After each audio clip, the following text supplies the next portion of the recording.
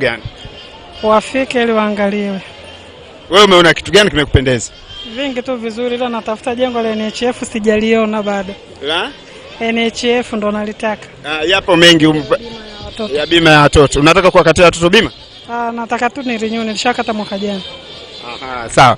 Basi hivi ndivyo tunavyoendelea katika maonesho haya ya Sabasaba hapa viwanja vya barabara ya Kilwa jijini Dar es Salaam, lakini naye hapa jitambulisho, unaitwa nani? Asante, mimi naitwa Deogratias Sangu, ni afisa biashara wa mkoa wa Kigoma. Umekuja kwa ajili mna banda au wewe umekuja kutembea tu? Hapana, yani hapa tuna wajasiriamali wetu wamekuja na wana bidhaa za kuonesha, tayari wapo kwenye mabanda kule, kwenye mabanda ya Sido na Maliasili kulingana na nature ya bidhaa zao. Wana bidhaa gani? Kigoma wajasiriamali wameleta asali. Kuna vikundi, nikutajie tu kimoja, kikundi cha Kasi Mpya. Kinatoka wilaya ya Kakonko. Ni moja kati ya vikundi ambavyo viliwezeshwa na shirika la Umoja wa Mataifa la Maendeleo UNDP pamoja na ILO. Sasa na wao wameshaongeza ubora wa asali na mazao yake, na sasa wameyaleta huku wanayaonesha kwa ajili ya kupata wateja na kuuza vile vile. Na pengine teknolojia ya hiyo kutengeneza kurina asali mpaka kuifanya packaging mnaifanya kwenye kiwanda au ni manual tu moja?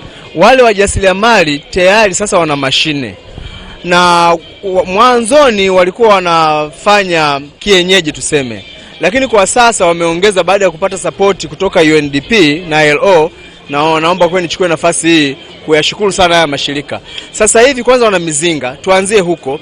Wana mizinga, na ile mizinga sasa imewasaidia kuongeza kwanza kiasi cha asali. Na sasa wameshafundishwa, kuna wataalamu waliajiriwa kwa ajili ya kuwafundisha zile mbinu za kuchakata mpaka kufikia mahali pa kupaki na kupeleka sokoni. Ukaone iko pale kwenye mabanda ya na masoko mnayapatia wapi? Ni changamoto hiyo. Lakini kwa sasa tumeanza kuwaunganisha. Sasa hivi soko kubwa la asali hili limeongezeka. Lilikuwa la ndani, lakini sasa na nchi jirani zimeanza kuipenda asali ya kutoka pale Kakonko. Lakini Kigoma inasifika sana kwa michikichi na mafuta ya mawese. Ndiyo. Hakuna wajasiriamali mliowezesha kuwa na uzalishaji wa bidhaa hiyo? Sasa hivi tumeongeza zaidi, hasa baada ya msukumo na taifa kuliona zao la chikichi kuwa la muhimu, na Mheshimiwa Waziri Mkuu tunamshukuru. Sasa hivi tunazalisha sana, na bado sijaenda kuwaona wale wajasiriamali, lakini walishaniambia kwamba watakuja, na sasa hivi nadhani kesho tukikutana hapa nitakueleza na wale wajasiriamali na mawese yao waliokuja nayo hapa. Lakini kuna katika halmashauri kuna kiasi cha fedha wanapewa wanawake na vijana, ile 10% ya mapato ya halmashauri. Hakuna fedha zote zimetoka kwenye halmashauri yenu kule? Mimi na ratibu mkoa, ni afisa biashara wa mkoa, lakini tuna utaratibu, kila halmashauri imewezesha vikundi kwa vya wanawake, vijana na walemavu katika biashara zao. Hilo linafanyika, ndugu mtangazaji. Nashukuru sana. Huyo ni mshiriki wa kutoka Kigoma, lakini bado tupo katika mabanda haya ya Sabasaba na yupo binti hapa mrembo kabisa. Unaitwa nani binti? Samia Taha. Samia, wewe unatokea wapi? Natokea Kimara. Kimara, Umeonaje maonesho haya mwaka huu? Nimeona mazuri, wamejiandaa vizuri, yani kuna vitu vingi vya kuona, kama vile nimejua jinsi ya kunaniliu NSSF, nimeenda na wazazi wangu jinsi ya kuweka statement nini NSSF kule. Nimeenda kwenye mabango ya NIDA. Dada yangu alikuwa anataka kitambulisho cha taifa, nimejua jinsi ya kupata kitambulisho cha taifa. Nimepanda farasi, nimekula ice cream nini. Nimeenjoy. Nakaribisha wenzangu wasiokuja waje. Naona hapa umepewa zawadi. Ni nini hichi? Hichi cha kujikinga na jua. Na jua. Ni free kabisa. Free bure. Hujamwambia baba akununulie kitu chochote? Nimemwambia. Ice cream nimemwambia ninunulie vitabu. Vipo vya science nini. Wewe unasoma darasa ngapi? Mimi nipo form 4. Form 4. Hongera sana, uendelee na masomo vizuri. Asante. Bado tunaendelea na matangazo ya moja kwa moja, mtazamaji wa TBC1. Ikiwa bado tuko katika mabanda haya, tunakutana na watu mbalimbali na wanaeleza Hapa niko na bwana Musa Musa Kaoneka. Tuambie wewe unashiriki vipi katika maonesho haya? Mimi ni mmoja kati ya waonyeshaji. Tuna banda letu la Baraza la Kiswahili la Taifa BAKITA. Kwa hivyo tupo hapo tunaonyesha kile ambacho tunafanya BAKITA. Shughuli zetu pamoja na kwamba tuna vipindi tunatangaza, lakini leo tumekuja wale wanaopita tuwape maelezo ya kina kuhusiana na shughuli za BAKITA. Kama shughuli gani hivi? Ili hapa tufununu watu wajue. Baraza la Kiswahili la Taifa ni taasisi ya serikali ambayo imeanzishwa kwa sheria ya bunge ya mwaka 1967 na kazi yake ni kusimamia na kuratibu lugha ya Kiswahili. Sasa katika shughuli hizo tunafanya uhariri, tunafanya tafsiri, tunahakiki vitabu. Kwa mfano vitabu vyote vinavyokwenda katika mfumo wa elimu haviwezi kutoka kabla hatujasema lugha iliyotumika na lugha fasaha ya Kiswahili.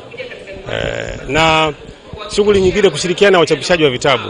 Kwa mfano hata kama wewe mwandishi ukiwa unaandika ukileta kitabu chako kwetu, tutapitia lugha, tutoe ithibati kwamba lugha ni sanifu, alafu baadaye tunakupa ruhusa ukachapishe kitabu. Kile kipande cha filamu imeondolewa, imewekwa kule kwenye bodi ya filamu au bado mnaratibu hiyo pia? Hatujaondolewa, lakini hatujafanya kwa muda mrefu. Ndicho ninachoweza kusema kwamba hiyo kazi bado tunayo.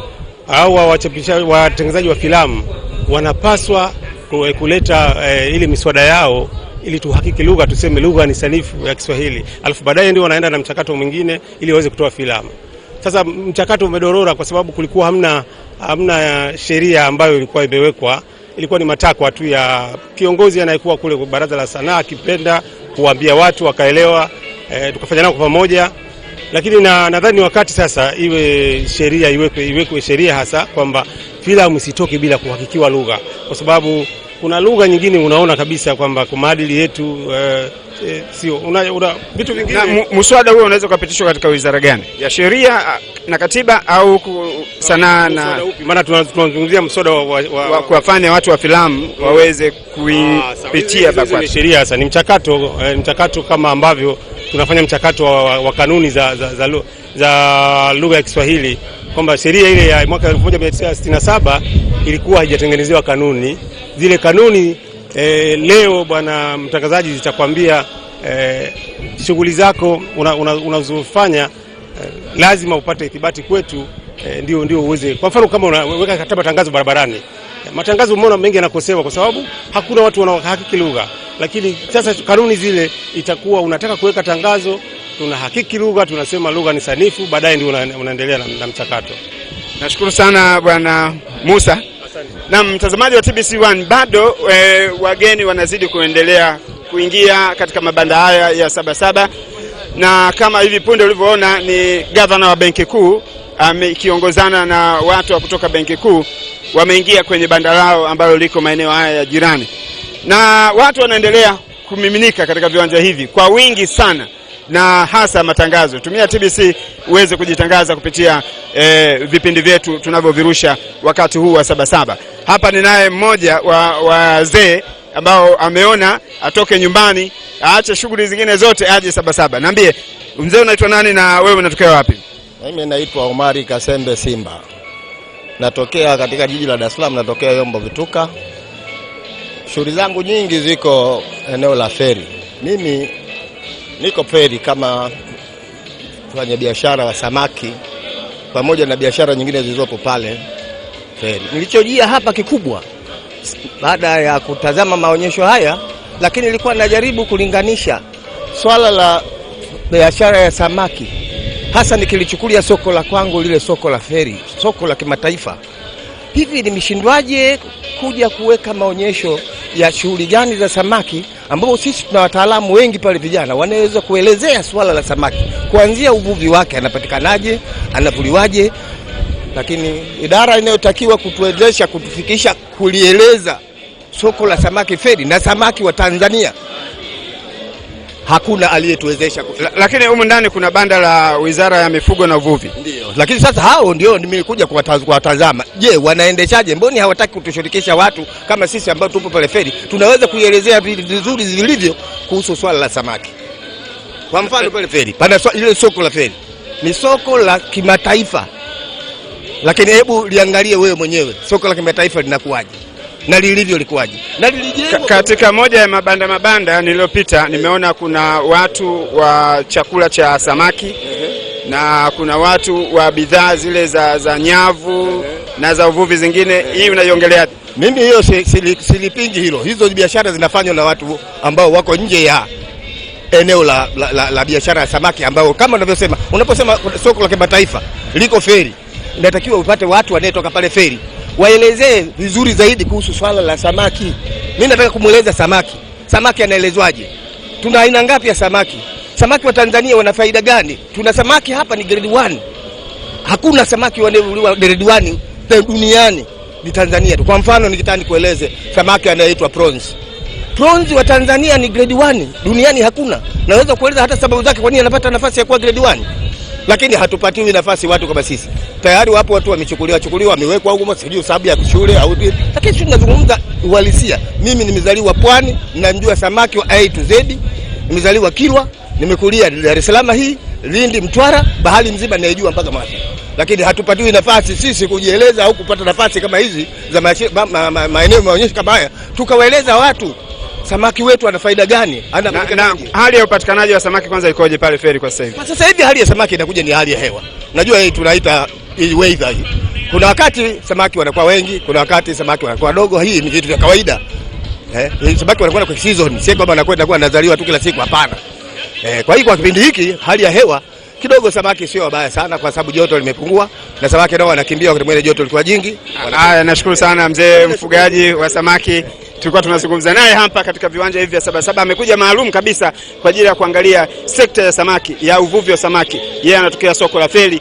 Je, wanawezeshwaje kuweza kujieleza na waweze kuonekana kwa watu kwamba wanafanya shughuli hiyo na samaki wa aina gani wanaopatikana? Bila shaka ni changamoto ambayo inapelekwa kwa wajiji la Dar es Salaam, hasa wanaomiliki soko lile la feri kwenye uvuvi wa samaki. Hapa ni naye mshiriki mwingine tena. Unaitwa nani? Naitwa Muemezi Rashid.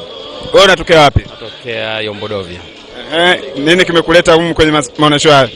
Kikubwa ni kuja kujifunza utoaji wa huduma na bidhaa mbalimbali ambazo tunaziona hapa nchini, lakini pia kujua ubora wake na kuthibitishiwa, na pia kupata majibu kutoka kwa taasisi mbalimbali. Kama taasisi gani uliyotembelea? Nimetembelea VETA, nimetembelea Jeshi la Kujenga Taifa, nimetembelea TBC, nikatembelea na NIDA. TBC umeingia? TBC nimeingia. Umeona kitu gani pale? Kikubwa nilichokuwa naenda pale kwanza kuona watangazaji, kuona live, lakini pia kupata nyimbo za zamani. Mimi mpenzi wa nyimbo za zamani. Lakini pale nimekuta wazee watupu, nimefurahi, lakini kijana nimekuwa peke yangu, nimehudumiwa vizuri. Watangazaji gani umekuta pale? Siwajui, lakini kuna dada mmoja mfupi na huyu ninayeongea naye sasa hivi nimefurahi. Kwa sababu unanioji ingawa nakuangalia sana, ni kwamba nimefurahi, yani kwamba natamani nikuguse nione kwamba kweli uko TBC.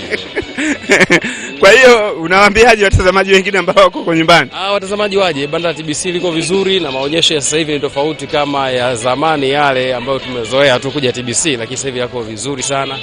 Wanajibu vizuri, wanahudumia vizuri, na bidhaa za hapa nchini ziko nyingi zaidi kuliko za nje. Na unajua tumepata tuzo sisi namba 1 kwenye sekta hii ya utangazaji kwenye maonesho haya Sabasaba, unaelewa hiyo? Ningeshangaa kama msingepata. Mko vizuri na mmesambaa na sasa hivi mnakubalika. Na hizi channel mlizoongeza zimetuvuta zaidi vijana. Maana zamani ilikuwa ukituni pale wasema radio gani ya wazee hiyo. Sasa hivi TBC mko vizuri. Nashukuru sana. Basi mtazamaji wa TBC1, bado tunaendelea kuongea na kuzungumza na kuangalia nini kinachoendelea kwenye maonesho haya ya Sabasaba ya 43 ambayo ni maonesho ya biashara za kimataifa, na kama nilivyokuambia viongozi bado wanaendelea kuja, na atakuwepo pia naibu waziri wa maliasili na pia atakuwepo naibu waziri wa mawasiliano. Wote watakuja mida ya mchana kuja kuzungumza na kuangalia mabanda yanavyoendelea. Lakini bado ninaye hapa, jitambulisho, unaitwa nani? Mimi naitwa Zawadi Uze. Aha, wewe unatokea wapi? Mimi natokea hapa Dar es Salaam. Sehemu gani Dar es Salaam? Natokea maeneo ya Tip Top. Nini kimekufurahisha kwenye maonyesho haya? Kwa kweli kilichonifurahisha katika maonyesho haya ni kwamba nimeona teknolojia imeongezeka. Nimeona vitu mbalimbali katika mabanda na kwa kweli nimejifunza vitu vingi. Kama teknolojia gani? Hebu fafanua, maana mtu anayekuwa nyumbani pale hayumo humu kwenye mabanda haya na hajatangaza na TBC, haijui teknolojia uliona wewe kwa macho yako.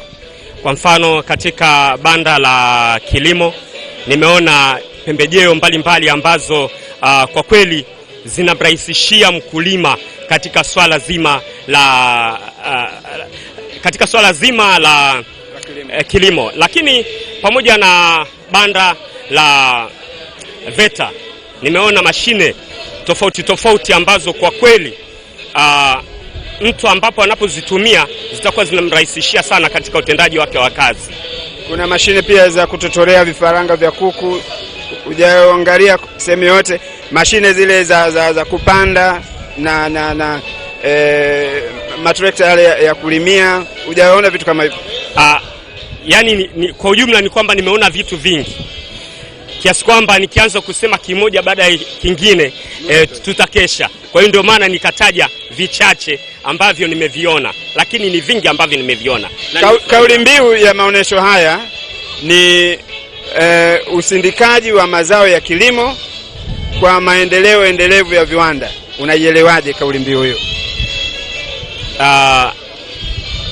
Kauli kwa kweli, hebu rudia kidogo. Usindikaji wa mazao ya kilimo kwa maendeleo ya viwanda endelevu. Kwa kweli nimeelewa kwamba kauli hii ni halisi kwamba usindikaji wa bidhaa za viwanda katika maendeleo zitafanya kwamba taifa liweze kusonga mbele katika swala zima la uchumi. Wewe uchumi wa viwanda unaoelezaje? Uchumi wa viwanda ninaoelezea kwamba ni uchumi ambao unaweza pia kumsogeza mwananchi kutoka sehemu moja hadi sehemu nyingine. Na inawezekana Tanzania ikawa nchi ya viwanda kwa jinsi unavyofikiria wewe?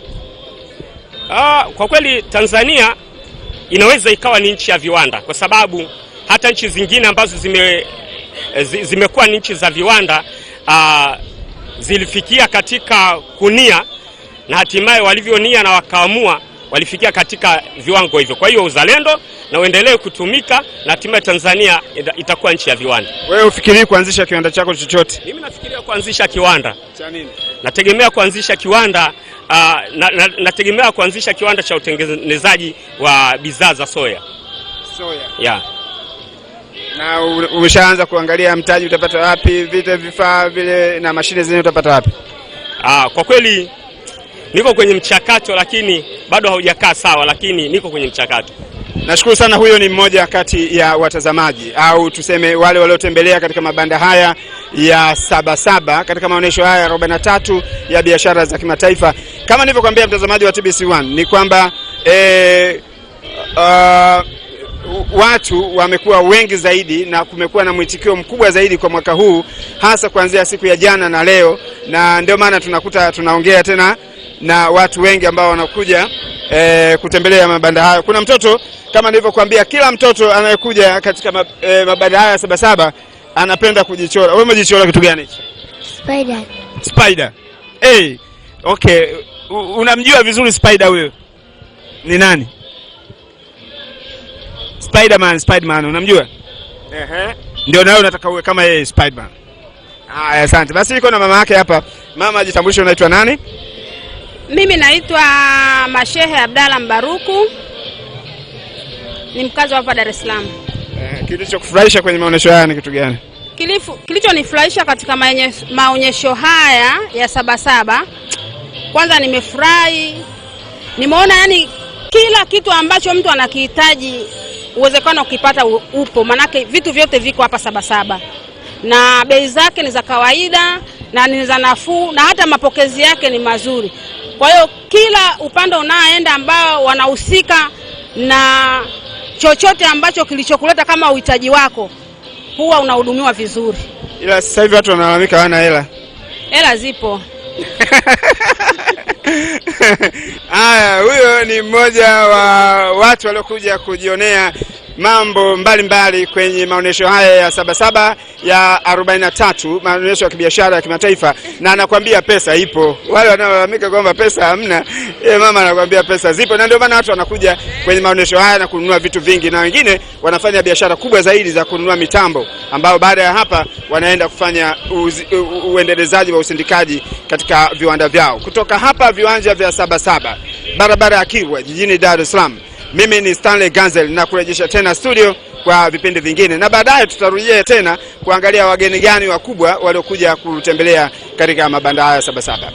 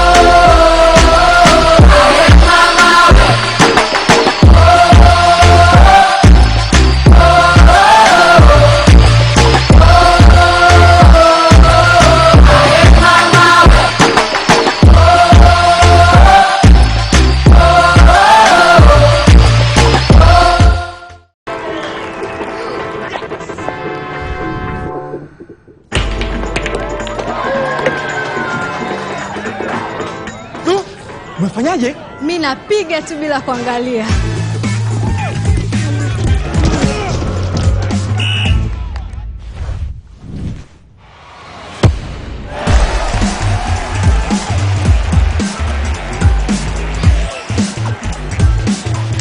Umefanyaje? Mimi napiga tu bila kuangalia.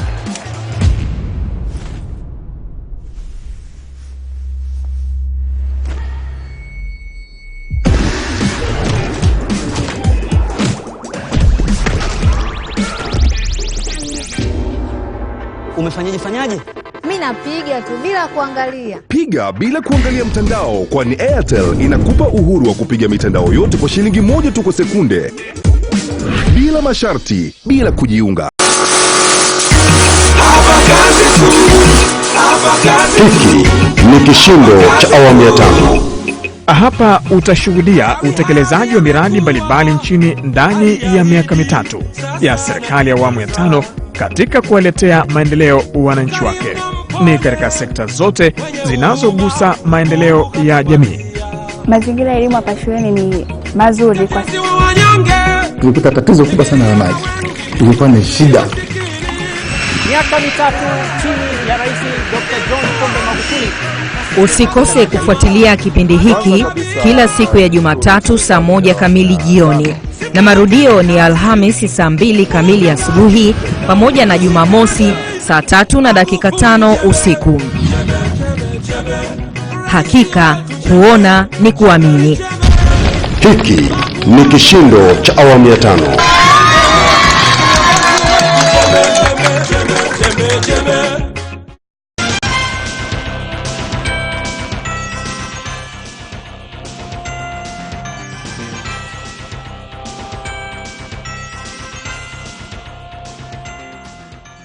This is This Week in Perspective with me, Adam Simbe.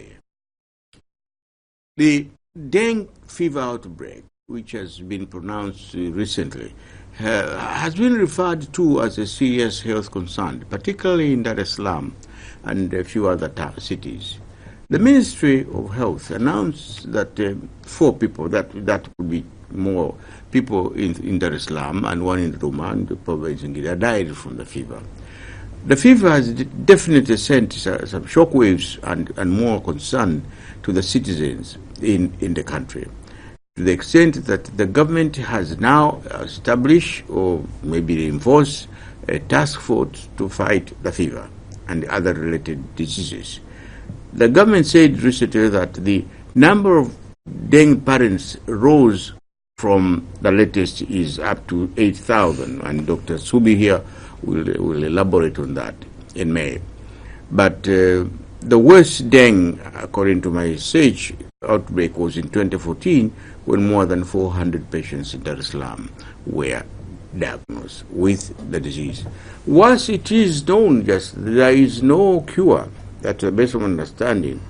The United States Food and Drug Administration recently approved the first vaccine for dengue, named Vaxia. However, it is known that the best approach and indeed the strategy to fight the fever is to destroy the breeding places of the mosquito that spread the disease. And this is the task that the task force and all stakeholders is given to undertake.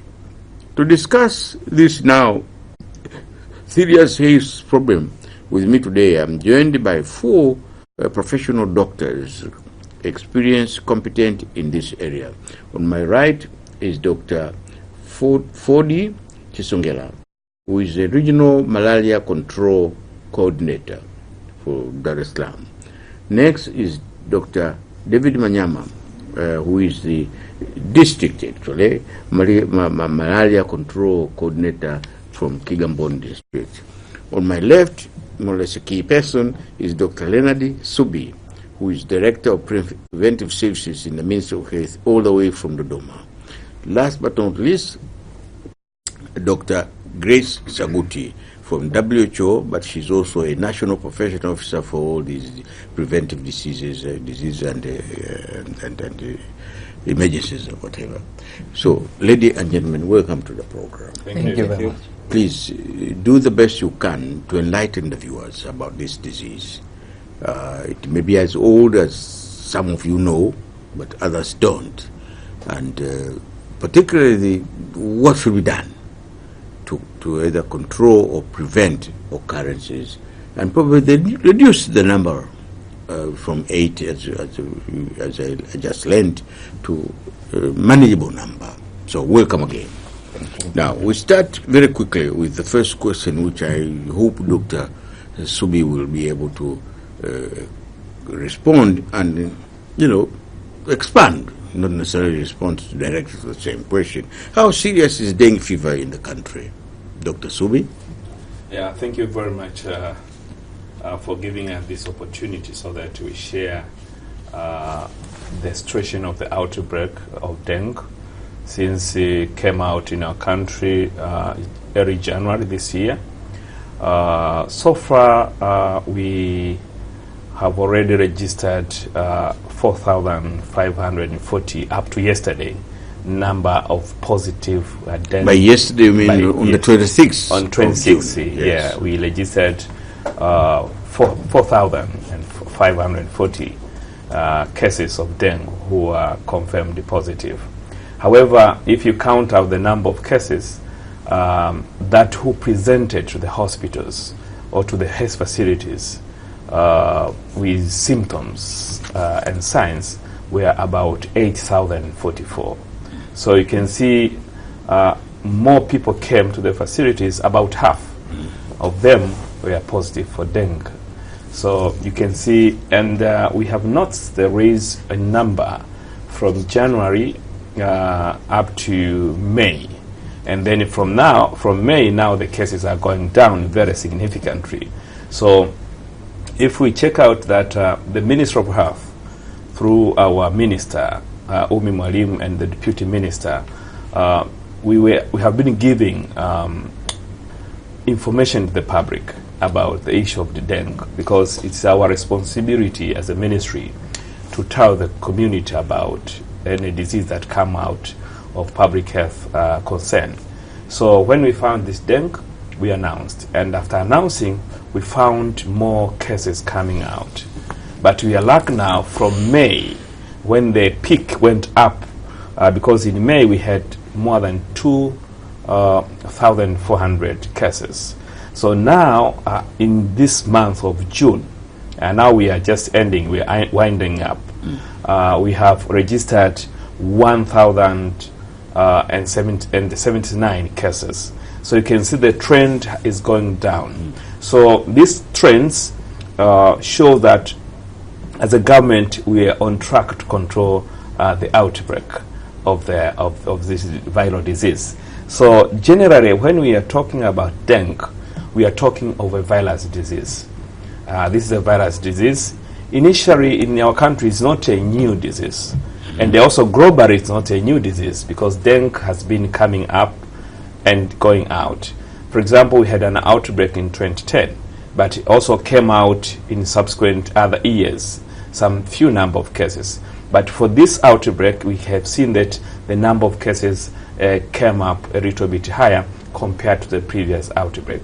However, when we went down scientifically, we found that the strain, the serotype of the dengue cases that we are observing now is different from the previous serotype dengue, and probably for the sake of the people to know, dengue globally is a disease that is a continuous disease. It has been there.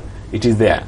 So especially in the Asian country, the WHO, she will talk much about it. But globally, we register more than 390 million cases globally on a yearly basis. Yes. If you compare with malaria, we have 216 cases of malaria. So, but dengue also, despite big number of cases, the death that are being caused by dengue, if you look epidemiologically, they're a little bit low than the number of deaths that happens due to malaria.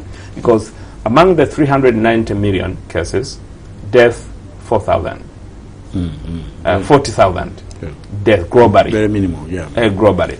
So for our country now, we have registered 4 deaths out of 400 and 540 confirmed cases. So generally, when you are talking of dengue, that are the statistical data. And the epidemiologically, these diseases, it happen most in urban area, in cities, different from what people knows.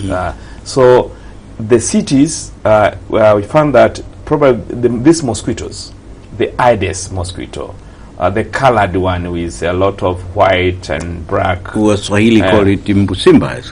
Mbusimba, mwenye madoa. Yes. So they the breeding more in urban setting because of the complexity of cities. You can see now, especially in developing countries and some of the middle income countries. So this is why we have seen out of this 4,500 cases, about 4,000 cases come from Dar es Salaam. 4,000 cases? Yeah, out of 4,000 cases. Generally, Dar es Salaam, if you count the number of cases in Dar es Salaam, is 4,216. So this, among all these cases, so the retro number of cases are the one that has been registered in Tanga. Tanga is also a city. But very few cases we have observed in Pwani and in Morogoro. So these are number of cases. However, we have also noted some number of cases that, for example, in Singida, we registered 2 cases. Arusha, we had 3 cases. Dodoma? Dodoma, we had 3 cases. So, but if you look epidemiologically, there is an epidemiological link that these cases that happens in the other regions, there is a direct link with Dar es Salaam. So because number of cases that have been registered there, they came from Dar es Salaam, or they happen to travel to Dar es Salaam. So that's how we see this dengue cases, dengue outbreak come in our country. But the trend now, the government has put a lot of effort to ensure that we control the outbreak. And now we are going to the control stage of the outbreak. And the good enough, people should not be much worried. And however, they have to take precautions and the prevention measures, because this disease is preventable. So, and the prevention, the mainstay of prevention is to control the mosquitoes. Is it a non-communicable disease or not? This is a communicable disease because it can be transmitted from one person to another through a vector. And the vector, a mosquito, the Aedes mosquito. Yes. Dr. Manyama, yes. Then you come this way. Any link between dengue and malaria as a malaria control coordinator? Yeah, thank you. Thank you very much. First of all, I'm very happy to be a part of this discussion so as to make our community to know about dengue. So if you look, dengue fever, as Dr. Subi has been explained, it is transmitted by a vector, so known as mosquito, Aedes aegypti. But also malaria is transmitted by a mosquito. It's different from that one. That is a female Anopheles mosquito. So you can see a link. You can see both of them, they are transmitted with a mosquito, but different type. But when you come to clinical features, the presentation of the disease, they are looking like. For example, it's a dengue fever. You can see in a dengue fever there is infection, there is fever. And also in malaria it's a parasite infection, there is fever. And also you can find there is headache. The same way around in malaria also there is headache. So you can see these two diseases. How about body fatigue? Yes, you can find also in dengue fever and malaria. So you can see they share some of the clinical presentation. So that's why we are advising people when someone feels these symptoms, first of all, you should go to the nearby health facilities so as we can exclude the other causes of these symptoms. Yes. Very quickly before I come to Dr. Saguti, how much has Kigamboni district been affected by the number of Dar es Salaam cases which Dr. Subi said? Is Kigamboni? Recently we have 44 positive cases of dengue. Yeah. Okay, Dr. Saguti. Yes. From WHO. Tell us, maybe you answer the same question. In the WHO understanding, is this disease really serious or not?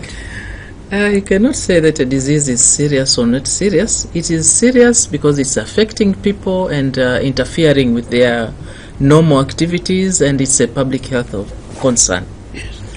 The seriousness of it is that it's usually unrecognized, as what Dr. Manyaga has said. It is usually undiagnosed at our frontline health facilities because our health providers sometimes to have that high suspicion index of knowing that this is more than malaria. It's also an issue, and also the community, because the symptoms are similar. They tend to start taking medication at home thinking it's malaria without diagnosing themselves through a laboratory check. So it's a serious disease because it puts someone down, and especially when it is a working person in the family and then they cannot go and do their own course. The seriousness of this disease is that it has 4 types. But for Tanzania now we had 2 types, dengue 1 and dengue 2 and 3. Yeah. The seriousness is that once you get one type, you get a lifelong immunity for that particular type only.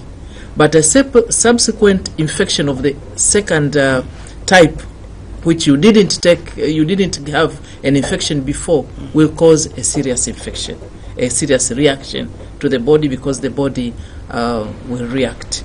So the seriousness is that a person can have 2 or 3 times the dengue infection because it is of a different type. Okay. Yes. Not that you are attacked once and then it can recur. It will recur on a different type of dengue. Okay. Yes. And we in the country we've already had 3 types of the serotype existing. So if you get dengue 1, you can have immunity. But if you have a mosquito and you are infected with dengue 2, you'll get the infection again. Okay. Dr.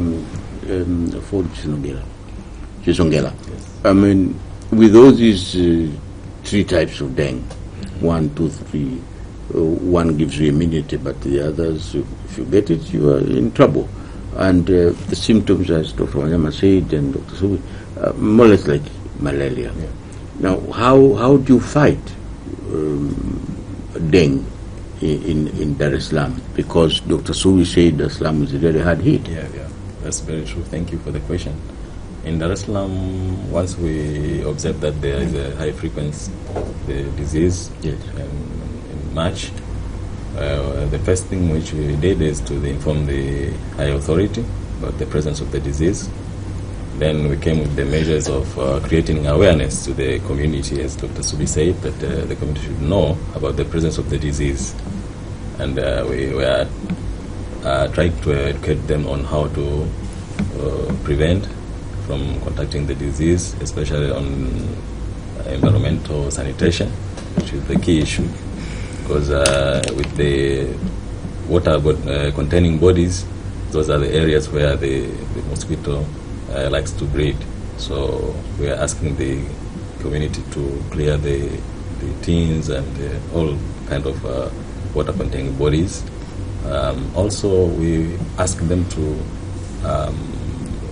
attend at the nearby health facility once they suspect that they are having fever, or they feel that they're having an acute onset of fever or headache, and all those kind of signs and symptoms, as Dr. Manyama has said. So those are the key issues. And the environmental sanitation in general, that for disposing the waste properly, okay, and also monitoring and the evaluation of the disease trend, so that we can know where the areas are affected most, so that we can put more effort there.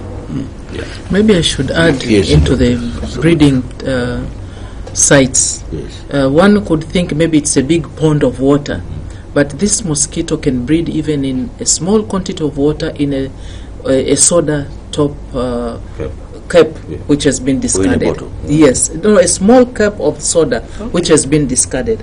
So the type of breeding sites, the discarded tires, the flower pots at our homes, when we water them and we put the water containing containers below there. So it's tricky that they need to look into even the small containers, the coconut shell, which we throw after cooking. Those small containers, once a little amount of water is being stored and clean water, the Aedes mosquito can breed. So it's environmental management, as what doctor has said, that is key for our community to understand. That is not that you need to have a big pond of water in order for them to breed. Even a small amount in a plastic container. They can. Let me turn to Dr. Songela again, very quickly. In the strategy and the process to control malaria, are you also assuming that you will control dengue through destroying Andes? The measures are the same. The measures are the same. Yeah, the measures are the same. So we are doing larviciding in the ponds. We do the fumigation, and now we are in the process of doing something called fogging. Once we get the machines, where we'll pass through in the streets and spray the insecticide, and so that we can kill the mosquitoes. Okay, Dr. Subi. Yes. First, is dengue curable? Do you have how do you cure dengue? Do you have medicine to cure dengue? Just like I suppose you have malaria queen to treat malaria. Yeah, thank you. It's a very nice question. Generally, viral diseases, they just receive either vaccine or just supportive therapy based on the symptoms and signs of the patients. So most of the viral disease has no medicine direct. Like, for example, when you're talking of malaria, you're talking of a parasite. So parasite, you can say, let me just take this aloe, or artemether, or let me take this injection or whatever. But for these dengue diseases, the viral disease, it has no specific medicine to cure it. So what we do is that when we get a patient, we offer them supportive treatment. What kind of based on it's based on the symptoms. If you have headache, you have fever, we give you paracetamol. Then the fever goes down, and then we encourage you drinking a lot of fruit. You have to drink a lot of fruit. And the best thing is that the Ministry of Health, we have already developed a treatment guidelines. So this is the clinical case management guideline that guide healthcare workers in health facilities to ensure that they have proper management of dengue cases. And globally, what we see that with proper management of patient who is cases, even the death are less than 1%.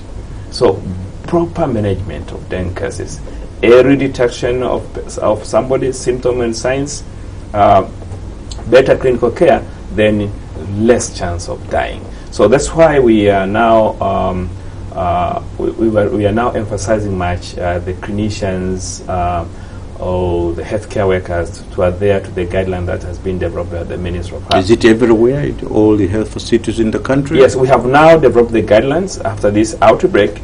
Now we have the guideline that will guide healthcare workers in how to manage patients. However, they have been managing now on clinical basis management. But now the government has developed a better guideline that will guide healthcare workers on the best ways how to manage dengue cases. Because even drinking fluid, you should not overload. Because sometimes you give too much fluid, but you're overloading the fluid. So you should balance. So there's something that during the clinical management, you have to monitor your patient very closely to ensure that up to the end. So this is what is being said. And not only that, we are not much focusing on the patient, but as a government, we are focusing much on the mosquito control. And mosquito control, it needs high community engagement. So the community has to be on board to ensure that we work together with the government to ensure that we control the mosquito. We are trying to advocate every individual, every person, even at your home, please walk around, check for any breeding site for the mosquito. She said that even a small amount of water, just a drop of water, can be favorable environment for Aedes aegypti mosquito to breed. It's quite different from this other mosquito like Anopheles. These are different. They have different habit. They have different type habit of even biting. Others they bite during the daytime, especially this for dengue. But for malaria, they bite during the night. So these are two different. So fighting of mosquito is our mainstay. And now we have already ordered, we are procuring 6 fogging machines.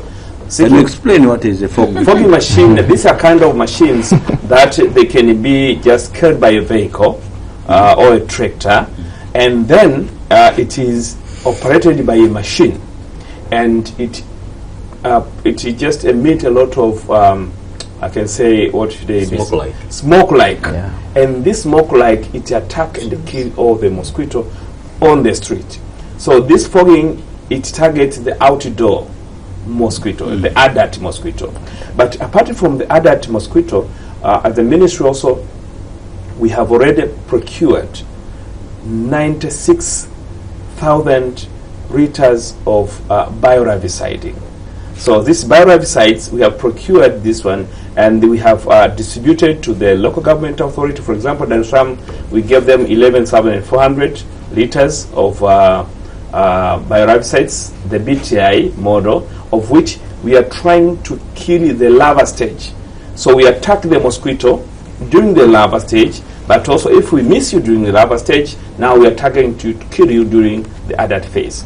So the mainstay of control of this is to ensure that we control the mosquito first. Because through that... How do you control and how do you engage the community? Because first you said it's important to involve, maybe engage the people at the community level. Yes. How do you go about doing that? Yes. First of all, that's why we are giving some sort of education.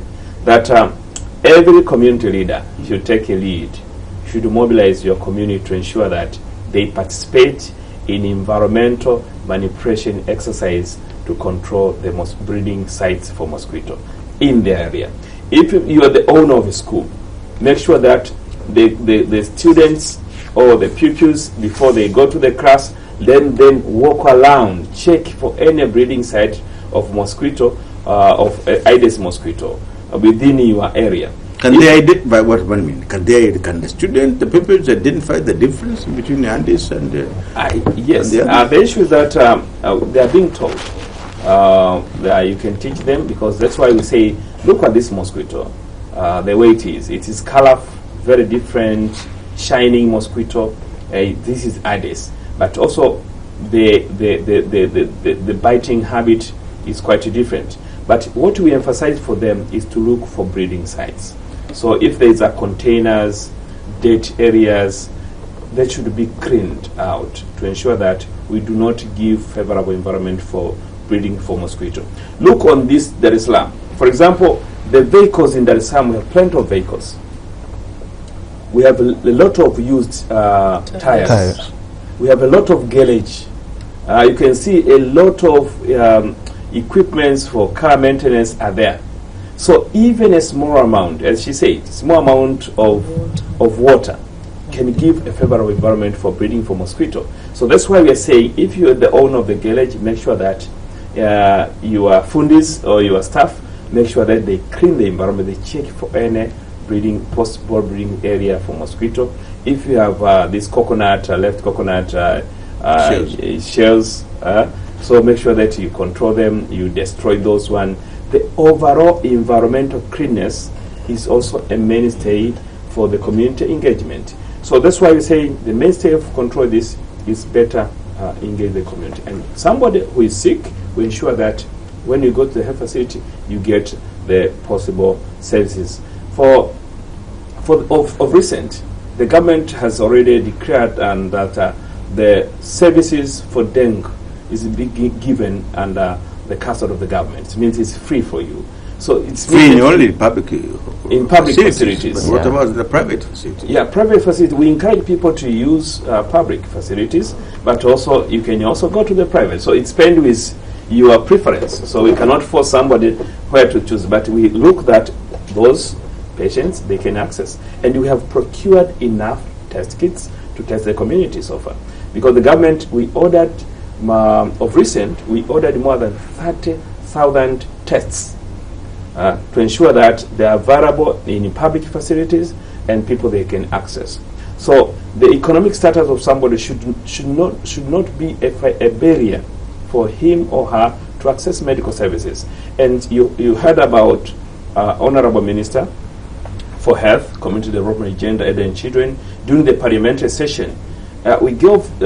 She gave the government statement about what should be the direction about management of cases, especially in public facilities. So these are some of the measures that we are trying as the government to ensure that we control the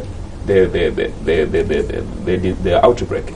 And we are sure that with this better trend, because we have seen the cases are really going down.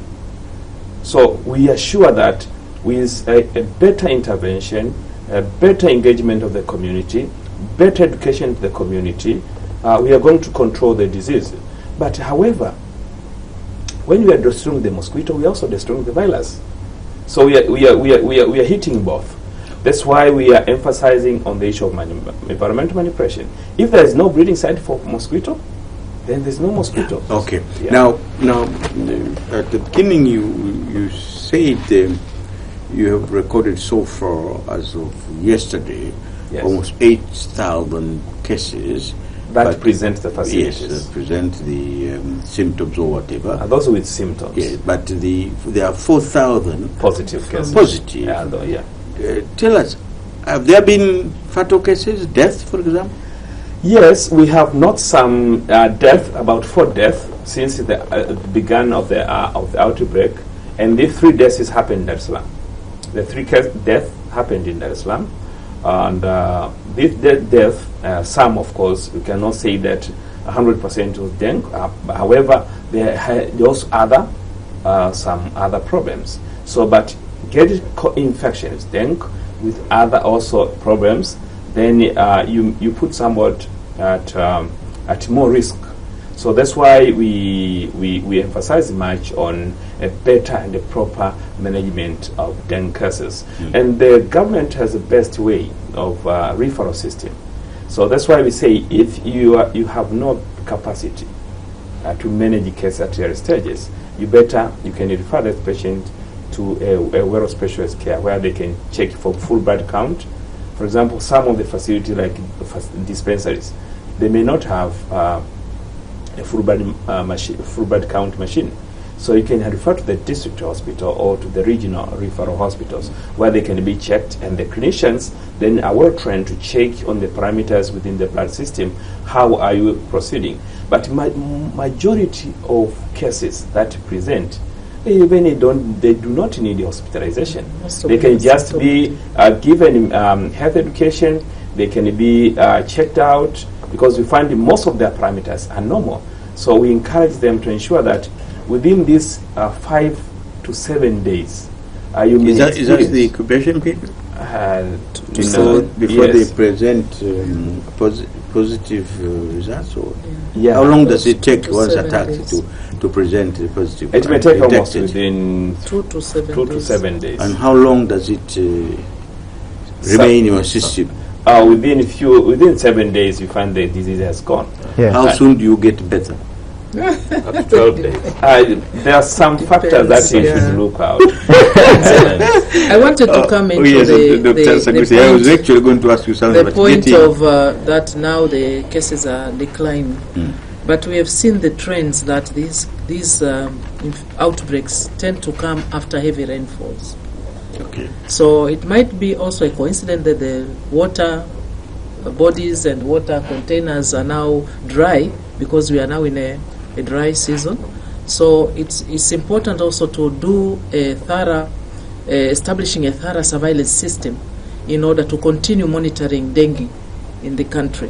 And that is what the ministry is also doing, that we are working together to establish good surveillance systems in order to get the cases, link with what they are now establishing at the public hospitals, the test kits, in order to identify those cases and see the trends, if they are real up or down, depending on the levels of the antibodies identified in people.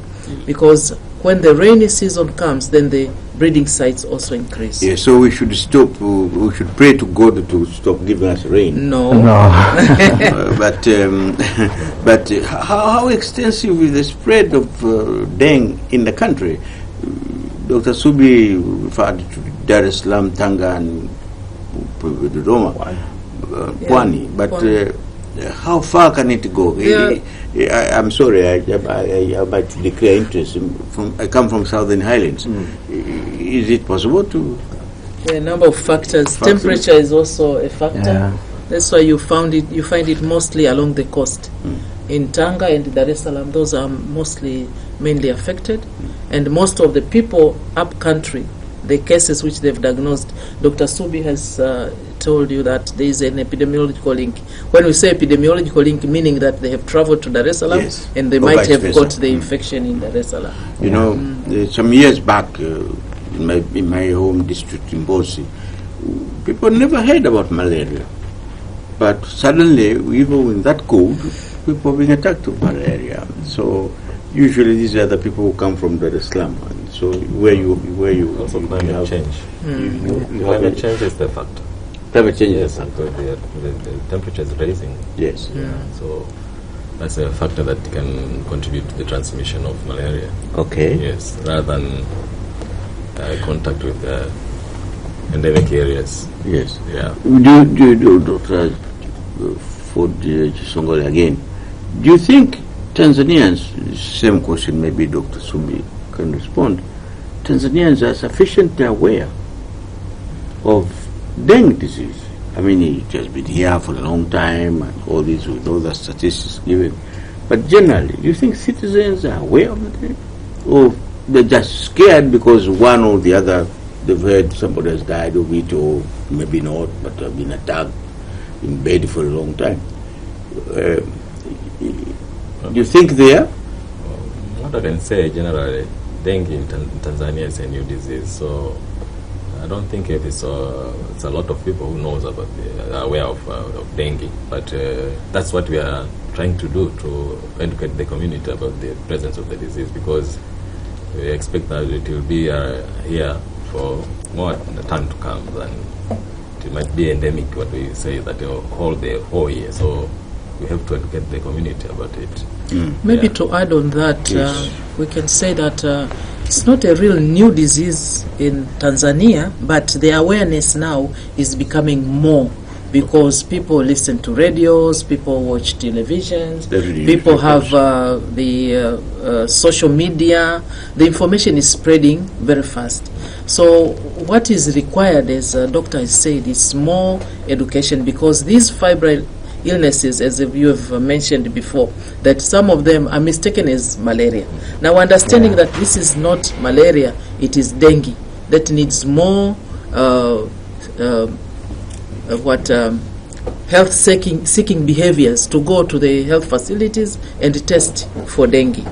So it's not a very new disease, but the awareness is becoming more and more as the communication facilities are increasing in the country. Dr. Subi, yes. What's the strategy of the Ministry of Health apart from establishing a task force in a kind of systematic way, having a campaign to educate the Tanzanians, as she said, as Dr. Ford said, about dengue, and at least to differentiate to some extent between malaria, which has been known for a long time, and dengue, which is a new trend. Yeah, definitely we are making a lot of good progress in this country, especially on the issue of disease control. So far, emerging and the emerging diseases also are coming on board. If you recall, most of our people were suffering from malaria, and now if you see the incidence of malaria has been reduced almost by 67%. Eliminated in Zanzibar. Zanzibar, they're just towards elimination. But we are also doing the same towards in Tanzania, because we have mainland. Yeah, Tanzania mainland. We have the national Zanzibar being part of Tanzania. Huh? Yeah. So we have the national malaria control program that has been in existence. But if you see even the death for malaria has been reduced by 75%. So that's why you don't see more people dying of malaria now, because the services, the level of diagnosis, everything. If you go up to the rural area, to dispensary, to everywhere, you find diagnosed tests for malaria. If you go wherever you go, so even the prevalence rate, it has been gone almost by 50%, because we had a prevalence of 14.8 for malaria, but now we are talking of prevalence of 7.3%. But even this prevalence now, if you look carefully, it is even going down, because we want to achieve the elimination in stage of these diseases. So usually that's why we are calling for the community engagement to ensure that every one of the enemy are diseases for economic development of our country. So wherever the country is, we are striving towards economic development. Also, we should strive towards eliminating the obstacles for development, because if people do not get time to work, then they are in a little bit trouble. So for dengue now, as my colleague has said, we are trying our level best to ensure that the education, both to healthcare workers, but also to the communities, is well streamlined. So now we have developed, or we have established a task force committee for vector control. And the good enough, this unit is under the Directorate of Preventive Services. So what we are trying to say is that we want to strengthen much. To the regional level, we want to have a vector unit. They have to look for vector within that region, because vector are many. And when you are focusing on mosquito, we want to control the Curex, we want to control the Aedes, we want to control the Anopheles. So we are going to hit the three type of mosquito that are of public health concern in our country. So in so doing, for example, this Aedes also causes chikungunya. Yellow fever. It causes yellow fever. It causes yellow fever. No, it's another disease. What is it? What is that? So viral, this Aedes. Yes. Chikungunya. Yes. What exactly is it? Chikungunya is also a viral disease, hemorrhagic disease, and chikungunya, the origin of this disease is in Tanzania, from the southern part of Tanzania, the Makonde name. So they have the only translation of chikungunya. So it's a disease that originated from this country in the Makonde land. So that's why we're saying, if we control the Aedes, it means that we are going to control multiple diseases. So this is a war. We have to engage the community in the control of mosquito, in the control of these multiple diseases, just through appropriate and proper interventions that we are trying to invest on. Absolutely. We have to win this war. Sure. Dr. Banyama. Yes. Quite a bit.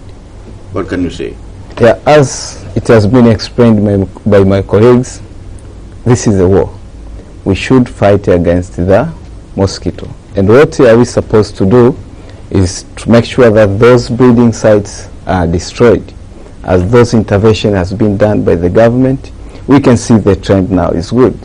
For example, when we go to the community for health education, there are some of the questions has been asked by the citizens. You can measure and know that now they know what the disease, they know the content. Yeah, they ask some of the questions in order to clarify so as they can know what to do. So this is the measure to know that now the community knows what is the disease. And by doing so, we are sure that we are going to contain the outbreak, and for the coming outbreaks will be no more appear. Okay, Dr.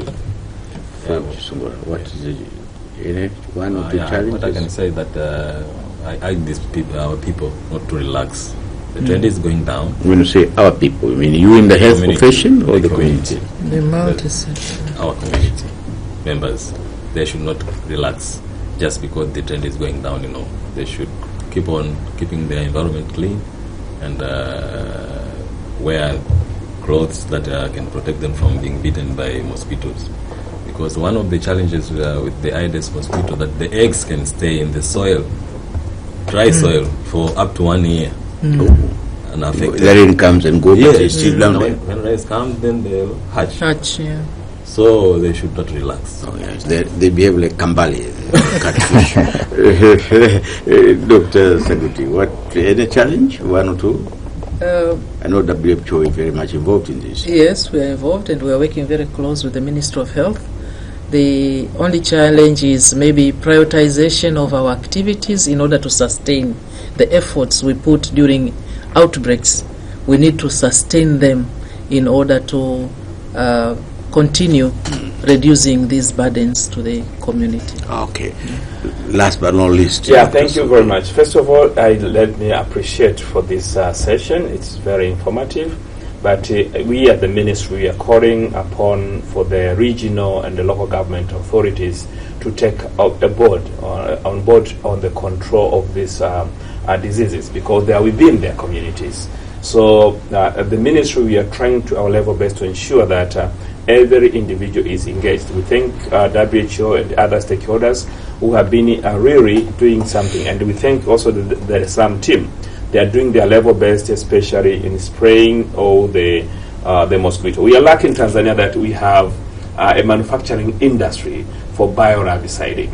So and then the industry now is working, and we are trying our level best to ensure that people they access this bioherbiciding. So in generally, people should not panic about the disease, but should take control measure. Thank you very much. Yes. Dr. Yes. Sungera said, before you close up, we should not relax. Very quickly. Yes, I have a certain thing to share in terms of treatment, as Dr. Subi has been explaining. Yeah. Let us talk